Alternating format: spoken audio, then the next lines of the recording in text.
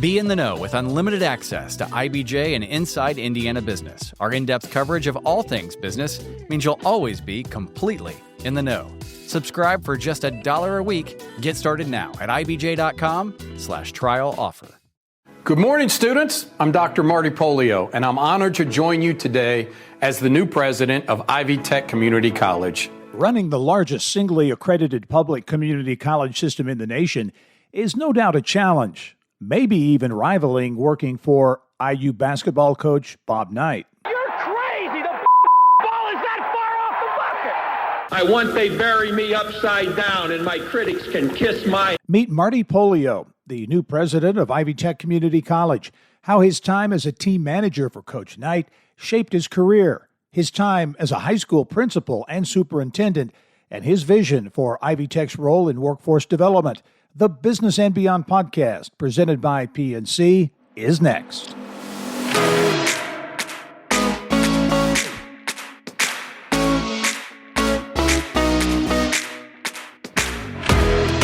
Pleased to be joined on the podcast this week by the new president at Ivy Tech Community College, Marty Pollio. Marty, thanks for joining us on the podcast. Thank you so much for having me. I'm excited to be here and love talking about Ivy Tech. Yeah, well, Ivy Tech plays such an important, really critical role, increasingly so in the Indiana economy and fueling that talent pipeline. So you're stepping into an important job, I think, at an important time. And you come to Indiana, you come to Indianapolis from Louisville, so you're no stranger to IU, and you got your undergrad degree at Indiana University, right?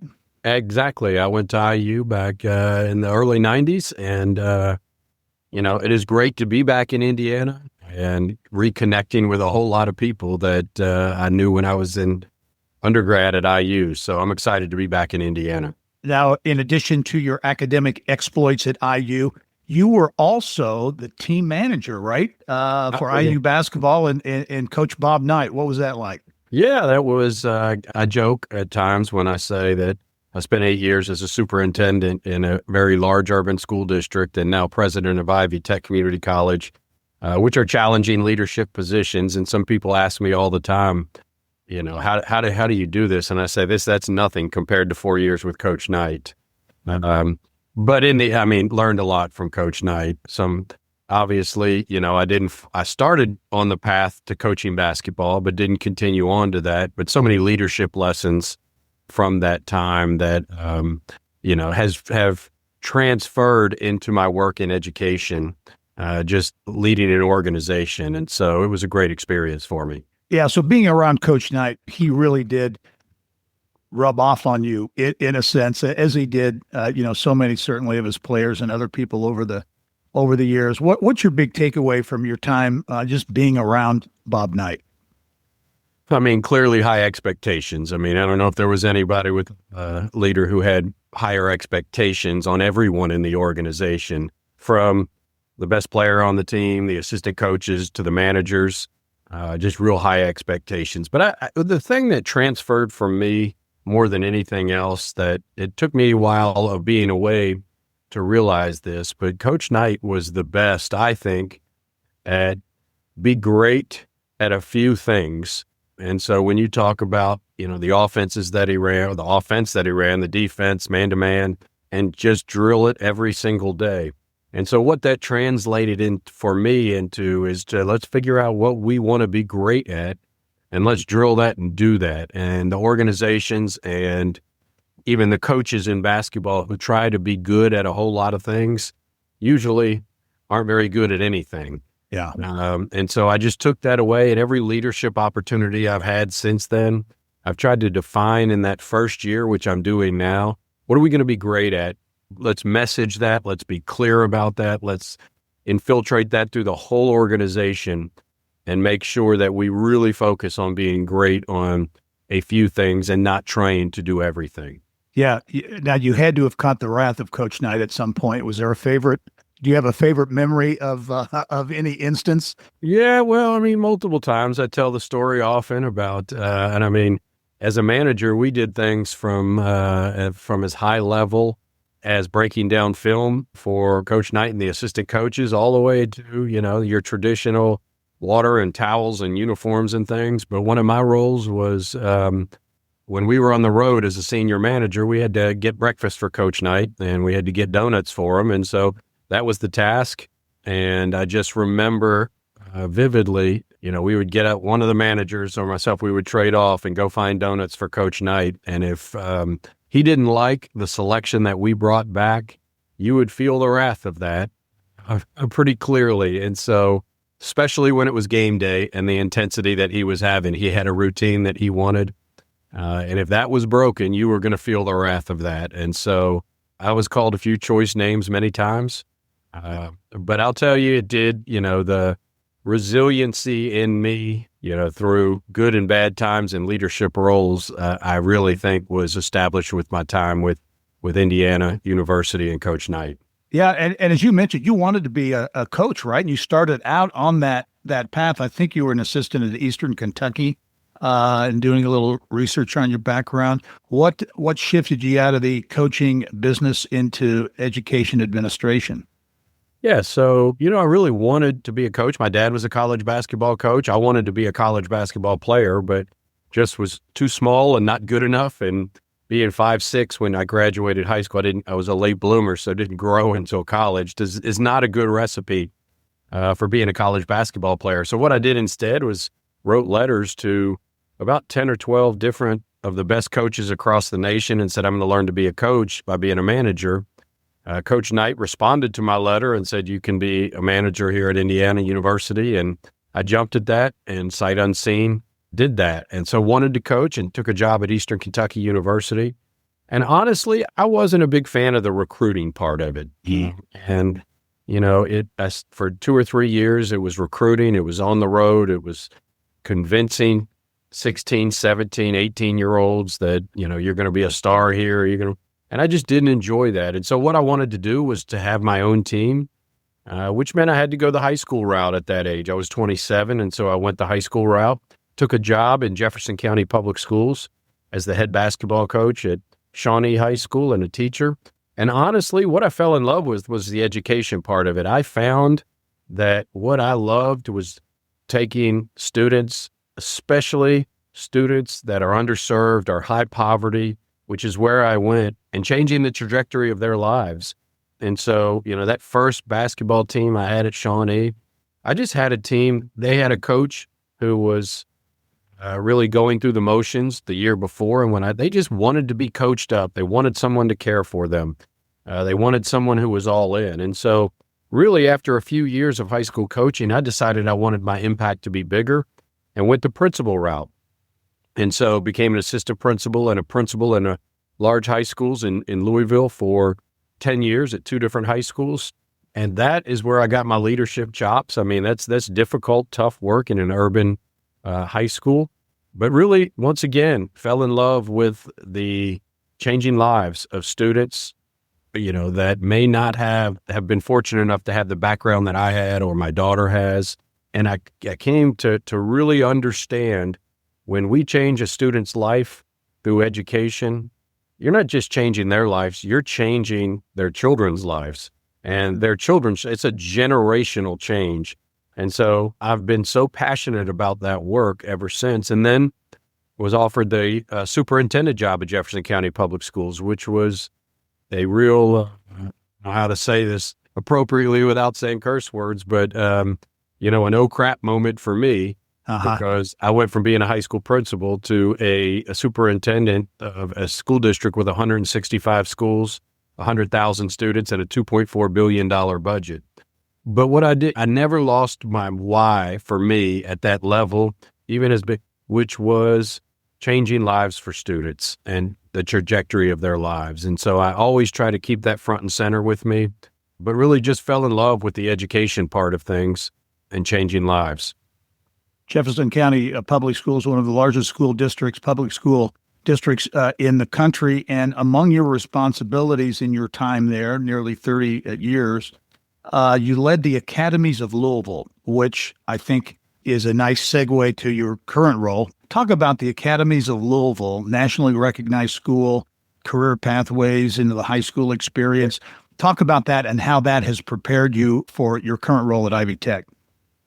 Yeah, I think that I don't know if I mean, I think it's one of the main reasons I got the job is my work with the Academies of Louisville. I did it as a principal, and what I found was over the course of my time as a principal and assistant principal and principal is we had kids who were just absolutely disconnected with the education that was happening in high schools.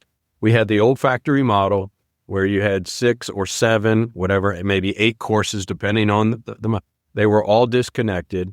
Students would take a variety of electives, the same thing probably when we were in school. None of the classes connected. None of the classes really connected to what a student wants to do after high school. Our goal, too, in this work was to make sure students graduated with a diploma plus a certification, a credential, dual credit hours, an apprenticeship. And what we wanted was every single student in our 15 high schools, wall to wall, to be on a career pathway. And so it could be health and medicine. It could be IT.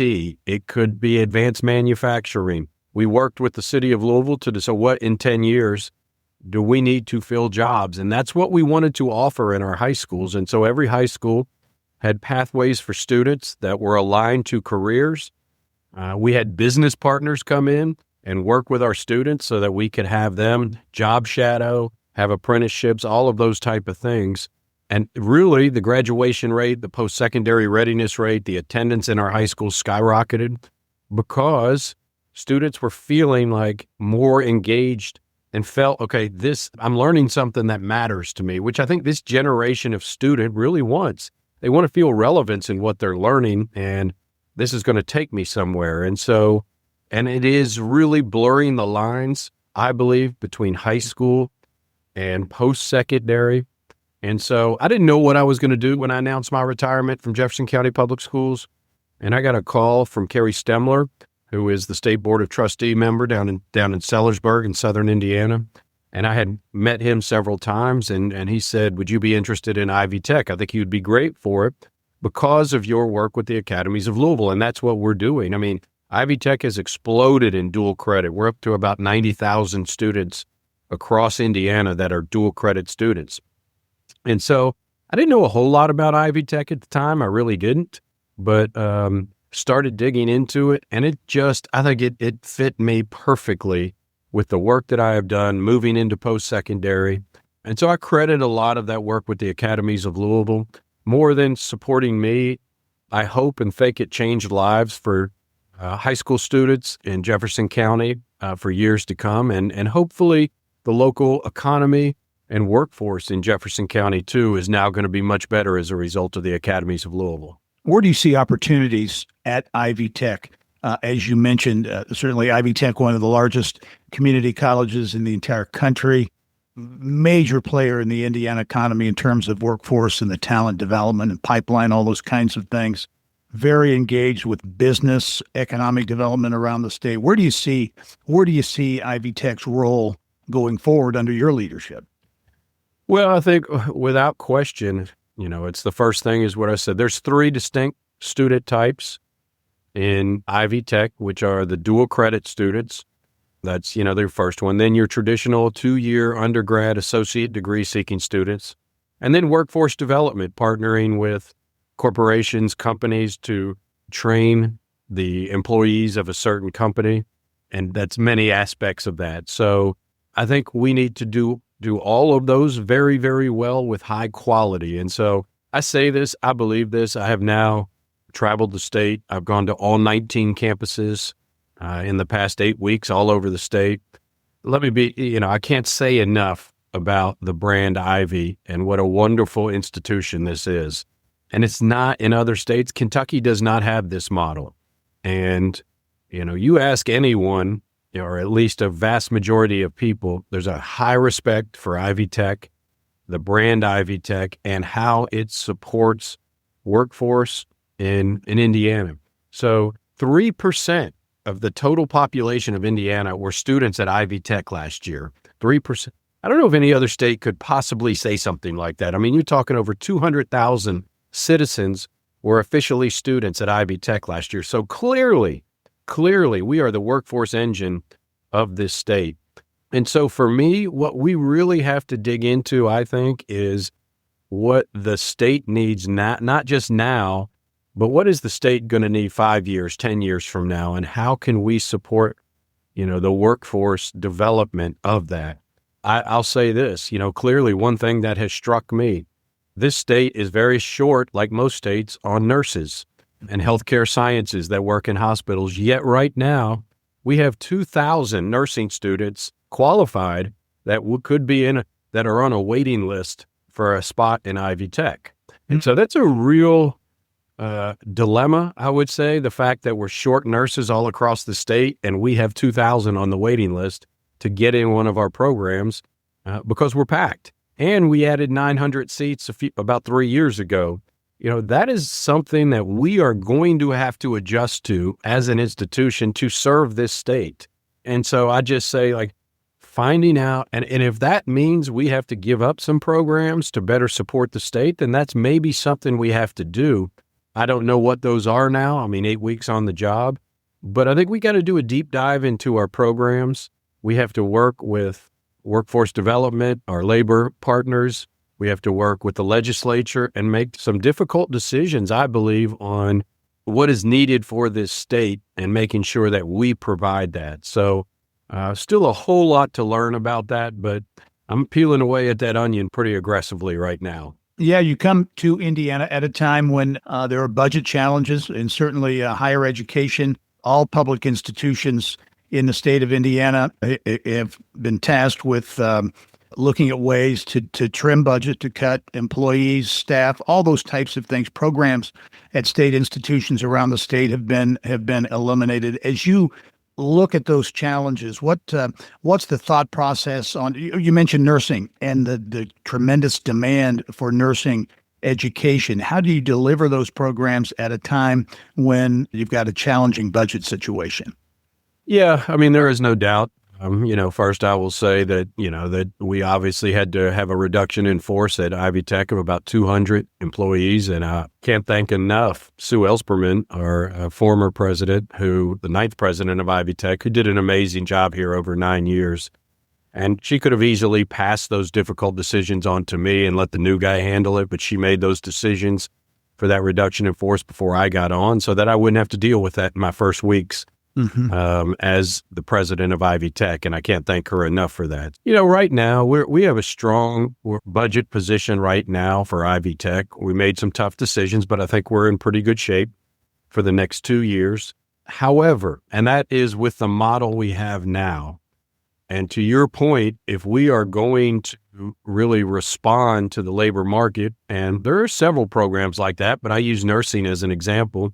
I think advanced manufacturing, IT are two other big areas that I see a real demand and us having to fill or expand seats because advanced manufacturing, IT, and nursing and the health sciences is just right now exploding in Ivy Tech. And so first and foremost, I think if we have to look internally and, like I said in my last answer, make difficult decisions and make sure that we are using all of our funding to support the programs that are supporting this state and that there is a large demand for within Ivy Tech and in the economy of Indiana. And so that may be tough decisions around that. But I'm going to have to make the case too to our legislature on a couple of things. First of all, if we're going to respond to the need, the challenge with nursing clearly is threefold: to have more seats, which is space, the amount of instructors that we have, because it is a lean staff to student ratio that by law, it's very small. So 10 to 1, I believe, is the number that can be, staff to student ratio. And so it is it requires a lot of instructors and a lot of technology and labs that we need. And then finally, the work on clinicals in the hospitals and making sure we have space there. So if we're going to expand that, we're going to need funding. The other thing that I say is our model right now with dual credit with our high school students is the same infrastructure when we had half the amount of students. So we have 45,000. We had 45,000 students in dual credit. Now we have 90,000. We have the same infrastructure to support that. And our staff is really struggling with that. right now. And so I see with the new diploma standards in high school and what's happening with dual credit, I can forecast, I don't have official numbers, but I would not be surprised to see us at 125,000 high school students in the next 5 years. And so, this is a service we want to provide to the state. This is not a moneymaker or supporting our budget. And so we want to be the institution that provides this service to the state.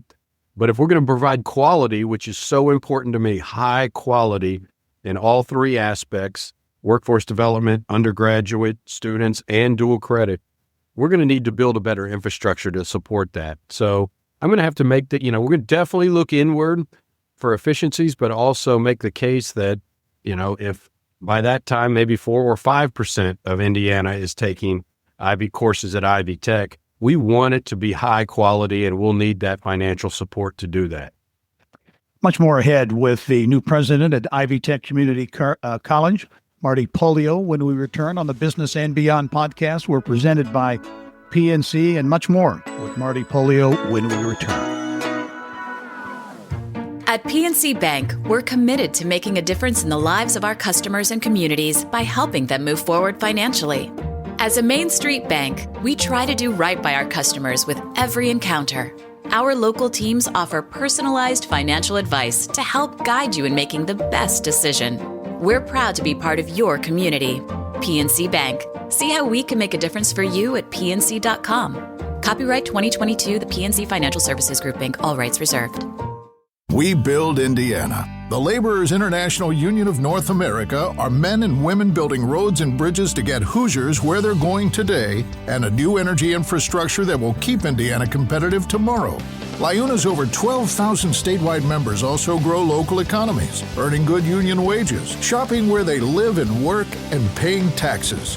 We build Indiana for good jobs and stronger communities. The Laborers International Union of North America. We are LIUNA. With our new IBJ Media app, for the first time ever, you can get news from your favorite brands, Inside Indiana Business, the Indianapolis Business Journal, and the Indiana Lawyer, all in one place, delivered to you as news breaks. You can search for your favorite topics, you can get our podcast, and watch your videos. To get this app, all you need to do, go to ibj.com app download, ibj.com/app download, or you can go to your favorite app store and download it by simply searching IBJ Media.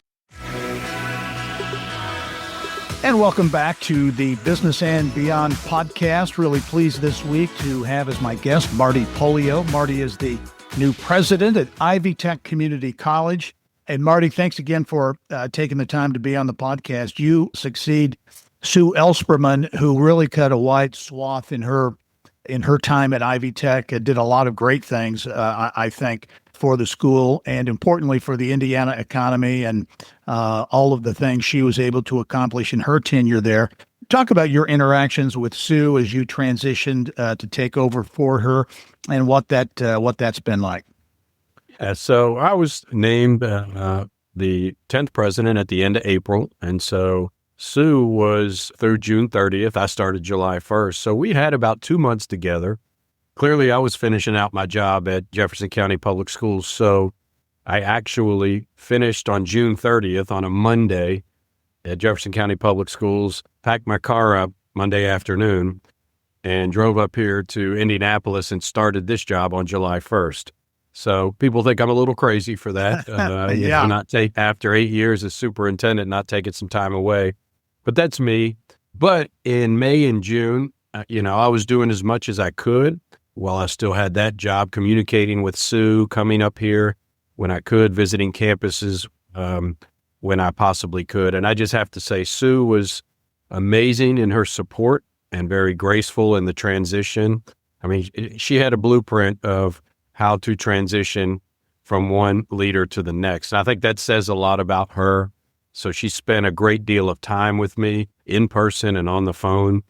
Even hosted me at her house in Ferdinand for brunch one day on a Sunday so that we could, sit down and talk. So I just can't say enough about the work she did to onboard me.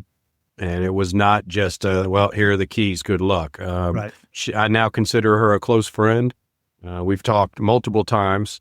since I've taken over by phone. And, I think it demonstrates her leadership abilities that she was able, after 9 years, to hand, the keys to the operation essentially so gracefully and well done. Talk a little bit about your background, Marty. Where'd you grow up? Yeah, so my dad was a college basketball coach, so we moved around a lot as a kid. So spent my very early years in Virginia, but my kind of elementary and middle school years in Owensboro, Kentucky, where my dad was coach at Kentucky Wesleyan College.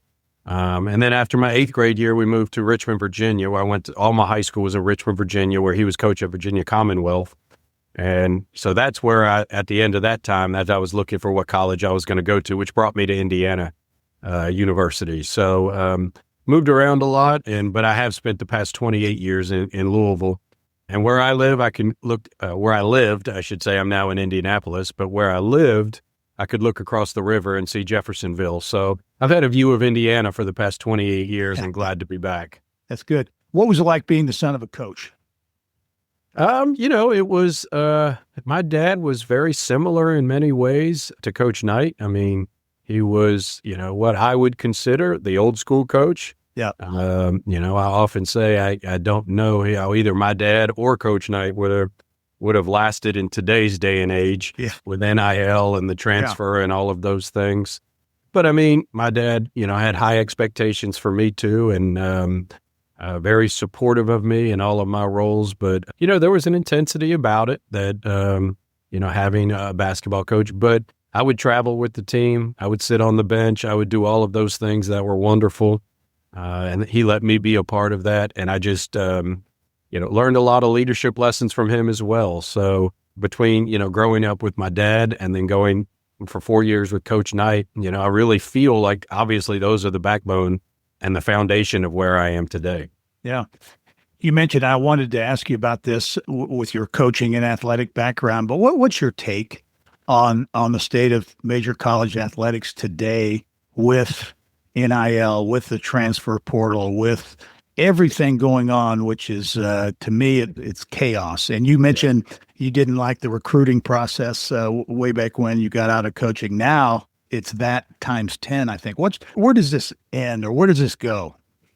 I don't, it's a hard one to say. I'm still obviously a big fan of college sports. I still love IU. I've now become a big University of Louisville fan, and University of Louisville and IU have really embraced the transfer portal. Right. And I think if coaches are going to be successful in today's day and age, they have to. I mean, this is not, and you've seen, I think, a lot of the technical old school coaches now have stepped away from it because of that. I mean, one after another has stepped away from it. I think a coach like Rick Pitino is probably the outlier who has decided, this is the game now, and I'm going to embrace it. I'm concerned about, for me, just my personal concern that it is the Wild West. I don't have a problem. I think name, image, and likeness, that athletes, that is fine to be paid for that. But I think there needs to be limitations on it. I think they need to be contracted employees, and I do miss the day and age when college basketball was college and about college. I will tell you this, with Coach Knight, the players were going to class. I can assure you of that. The players were going to class. They were being successful in class because of being at IU and what they did. Nearly every single one of them that I know of are very successful now. So I think that says a lot. I miss that as being the way college athletics was. However, I just don't think it's going back to that. And so, I think it has to look for some ways to put some controls in place.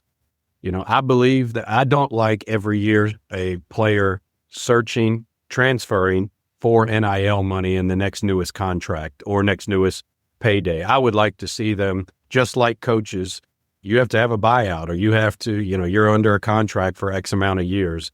And I don't think there's anything wrong with that. Now, having said that, I'm no expert in that. That's just my unprofessional opinion on it. Yeah. How about your athletic background? Obviously you played basketball. Did you play any other sports? Oh yeah, I played. That was back in the day when we played everything. I mean, I played football in the fall. I played basketball in the winter, and I played baseball in the spring. And I think, I hate to be the person who was like the old guy, stay off my lawn. Right. But there was something special to that, where kids were not, one sport and that's all you could play, and you were on travel and AAU 12 months out of the year. When it was in the summertime, you went to the park or in your backyard and played basketball. You played with your friends and you worked on skills, and then you started football and those things. And I think there was something to that is missing, where it was just, you were learning a different sports, playing different sports, and frankly, enjoying it more than I think kids do now, and not as much as a business. So, but yes, I did it all and learned a lot from that. I can't say I was great at any one sport. I was probably marginal at all three. Okay. Did you have a favorite? Is there a favorite memory from your time playing football, baseball, or basketball? A big win or a game? Anything that comes to mind? Yeah, I'm going to go football. I was small, but I'm going to tell you, on my 8th grade football team, I was small and not very physical. I had the block of my life that won the game. So I was like I don't think we even called him wide receiver back then. I think like a flanker or something like that. And we ran the ball 19 times out of 20, and I had to run a route every time. And I was, okay, I'm going to run that route as hard as I can and, as technically appropriate as I, teach it, and I'm going to run. And I ran that route probably 99 out of the 100 plays in a game, and we were just running the ball. But one time I ran that route and I turned around, and the running back was doing a sweep, and I just happened to turn around. I didn't even know it was a block. Turned around and flattened the guy who was about to tackle him. And I think I just got in the way. It wasn't like, and he went on for a touchdown and we won the game. And the coaches thought that I made like that I really finally learned how to block somebody. But I think it was an accident. I love it. I love it. A lot has certainly changed in the world of sports and higher education. Marty, as you look, and obviously you're new into the role, just a couple of months officially on the job, but as you look at where you see Ivy Tech in, say, 5 or 10 years, where is Ivy Tech? You mentioned earlier a lot more students potentially coming into the fold, but where do you see Ivy Tech 5 to 10 years down the road?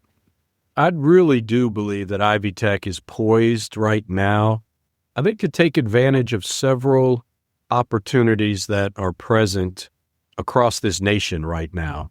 And so I think that students, once again, just like I said in high schools in the first segment, are looking for an education that they can, I hate to use this term, but cash in on. There's a return on investment, and it's pretty quickly.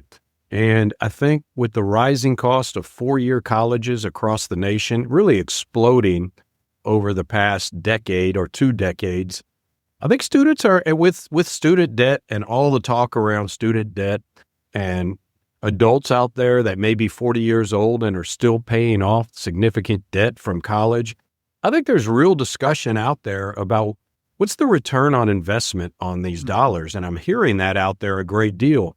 And so what I think Ivy Tech is poised to do is to be that value that I think Hoosiers can seek and say, whether it's I'm just going for 2 years to get an associate's degree in nursing or advanced manufacturing, or, let's just do the math on it. I can go to Ivy Tech for my first 2 years, be very successful with high quality instruction, and it costs me about $10,000 versus going to a 4-year college where those first 2 years are going to cost you $50,000.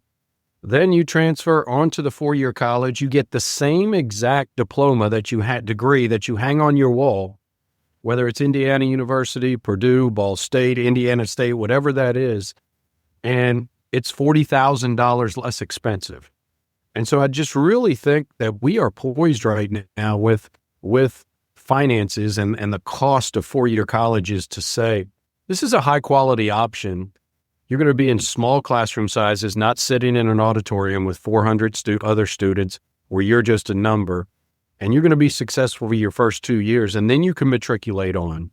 While at the same time, I think that we have the opportunity to say, okay, we're going to serve the state with this, the new high school diploma and things that are happening where we are the entity, the organization that is serving the state with dual credit and workforce development. So I'm really excited about the future of Ivy Tech, and I think we're poised to take advantage of that. And then on top of that, I think our when students come to Ivy Tech, our programs and degree pathways, they are really aligned to workforce development. You're going to get a job out of Ivy Tech. You get a stackable, credentials.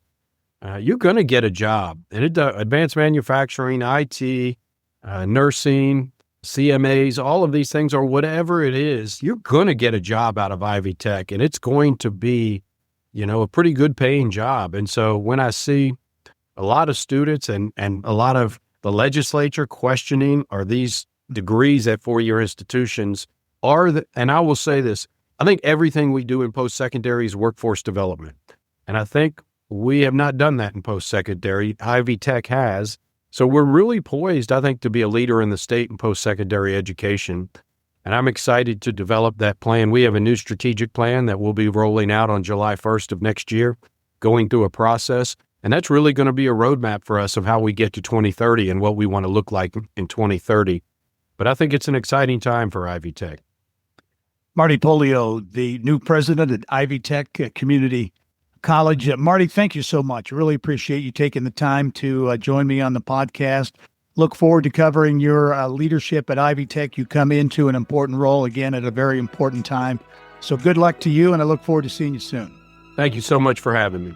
All right. And thank you for joining us on this episode of the Business and Beyond podcast. We're a weekly conversation with achievers in business, sports, entertainment, and beyond. And you can download all of our episodes and get Indiana business news 24/7 at InsideIndianaBusiness.com. And don't forget, we are presented by PNC. Thanks for joining us. I'm Gary Dick. We'll see you next time.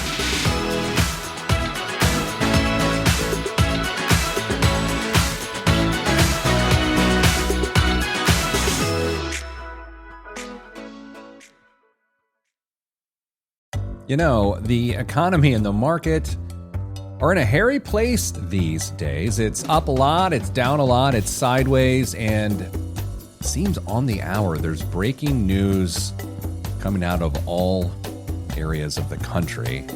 How do you get your head around that? How do you not go crazy in the process? I'm Peter Dunn. You may know me as Pete the Planner, IBJ columnist, and my job for years has been to help you understand your financial life better in context with everything else going on. So what am I encouraging you to do? Well, listen to the Pete the Planner Show.